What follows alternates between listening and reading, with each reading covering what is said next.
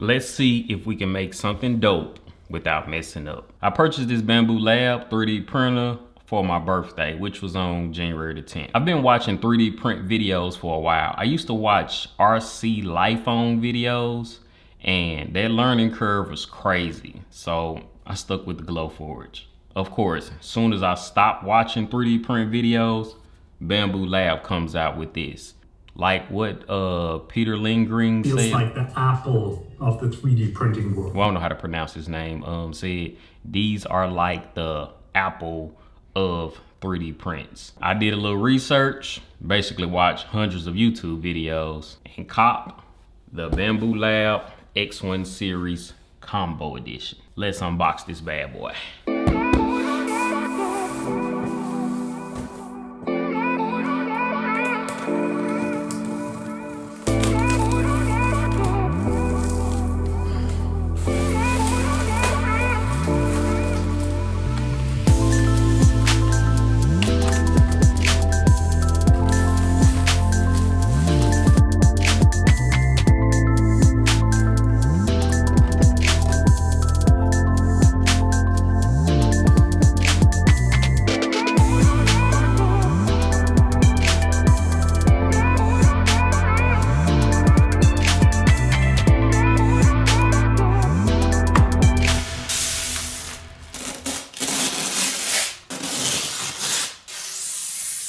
All right, I had to pause it real quick because I had started calibrating it before I had everything on top of it. I didn't know, I knew I was gonna probably mess up something and that was my mess up. So I was trying to record and I'm a little rusty on recording too, I guess. So, but I was trying to record and do the unboxing and do all that stuff and skipped a major step. Like I had it calibrating before I had the AMS thing on top of it.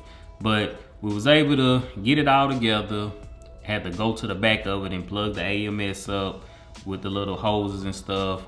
We got that together. We got the green PLA inside of the AMS. We was able to feed it through the little thing at the top and all that good stuff. And we was able to get it calibrated again. And we got it calibrated again. And then it started like auto leveling and all that stuff. See, that's one of the reasons why I even bought that printer, that auto leveling. And like, I just want to be able to plug it up and just let it do its thing.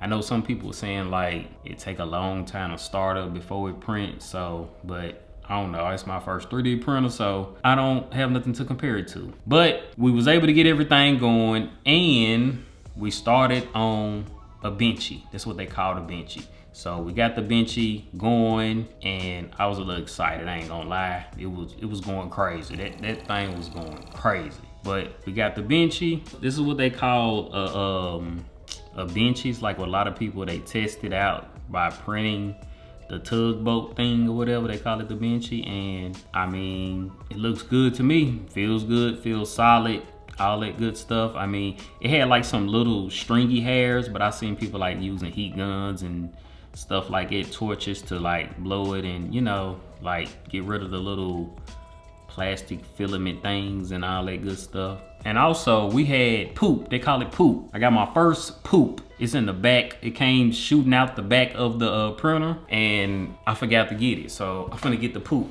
Yeah, let me get it. So, but yeah, I'm definitely gonna have to get one of those, I'm gonna have to 3D print one of those poop tray things, but we got our first poop. That's what they call the poop. This is what they call poop right here. This little, just stuff like this.